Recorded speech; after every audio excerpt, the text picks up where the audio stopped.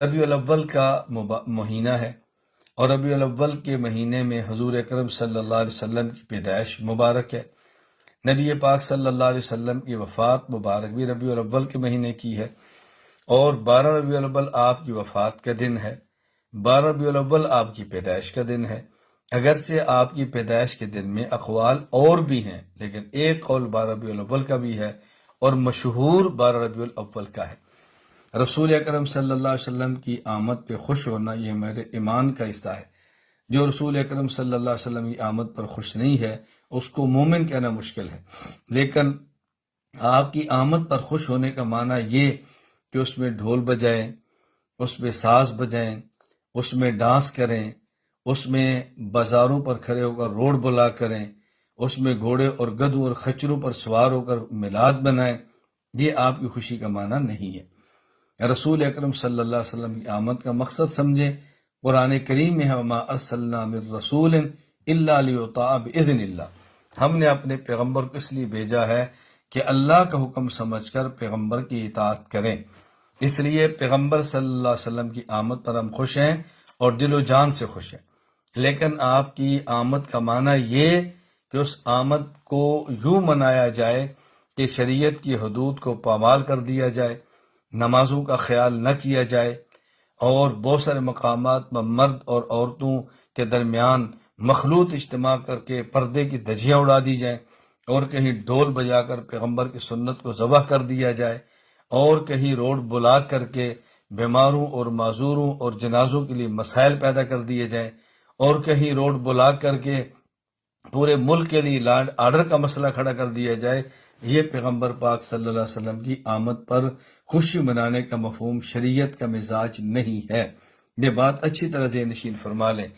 رسول اکرم صلی اللہ علیہ وسلم کی ولادت کا تذکرہ کرنا، آپ کی وفات کا تذکرہ کرنا، آپ کی صحت کا تذکرہ کرنا،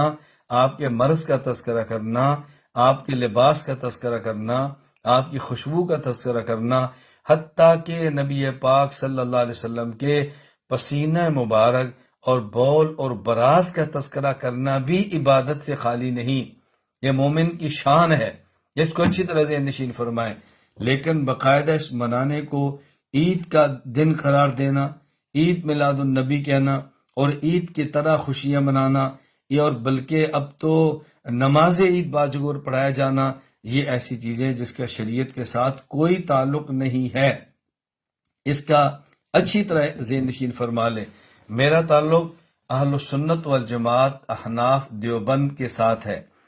میں اہل سنت والجماعت احناف دیوبند کی ترجمانی کرتے ہوئے یہ بات عرض کر رہا ہوں کہ عید میلاد النبی منانا یہ شریعت کا مزاج نہیں ہے، اور اس میلاد النبی کے عنوان پر گھوڑوں پر، خچروں پر، گدھوں پر سوار ہونا، کہیں ساز بجنا، کہیں روڈوں کو بلا کرنا، باقاعدہ تہوار کا منانا، اور اس میں شرکت نہ کرنے والوں کو برا کہنا، یہ قطعاً شریعت کا مزاج نہیں اور شریعت سے کہیں بھی ثابت نہیں۔ اور اگر کوئی شخص دیوبندی کہلوانے کے باوجود اس قسم کی خرافات کا ارتکاب کرتا ہے تو دیوبندیت کا مذاق ہے، یہ دیوبندیت کے ساتھ ٹھٹھا ہے، دیوبندیت کے ساتھ استہزاء ہے۔ دیوبندیت میرا نام نہیں ہے، میں 20 بار کہہ چکا ہوں۔ حضرت مولانا رشید احمد گنگوہی رحمہ اللہ، سرپرست دارالعلوم دیوبند، حضرت مولانا محمد قاسم ننوتوی رحمہ اللہ، بانی دارالعلوم دیوبند، شیخ الہند مولانا محمود حسن دیوبندی رحمہ اللہ تعالی، پہلے طالب علم اور پہلے صدر مدرس دارالعلوم دیوبند، اور حضرت محمود حسن دیوبندی رحمہ اللہ کے براہ راست تلامذہ حضرت تھانوی، حضرت مدنی، حضرت مولانا الیاس، حضرت علامہ کشمیری، یہ جو براہ راست تلامذہ سے ان کا نام دیوبندی ہے اور ان کی رائے کا نام دیوبندیت ہے۔ اگر کوئی شخص دیوبندی کہلوانے کے باوجود ان کی رائے سے نکلتا ہے تو یہ دیوبندیت میں اختلاف نہیں ہو رہا، یہ دیوبندیت سے اختلاف ہو رہا ہے۔ تو بات ذہن نشین فرما لیں، ہم اپنے اکابر کے منہج کے پابند ہیں، ہم اپنی اکابر کی رائے کے پابند ہیں، ہم اپنے اکابر کے دیے ہوئے طرز کے پابند ہیں۔ میں انشاءاللہ ثم انشاءاللہ اللہ نے چاہا تو آپ سے بارہا یہ بات کہہ چکا ہوں، جس حد تک مجھے خدا نے توفیق عطا فرمائی میں اہل سنت والجماعت احناف دیوبند کے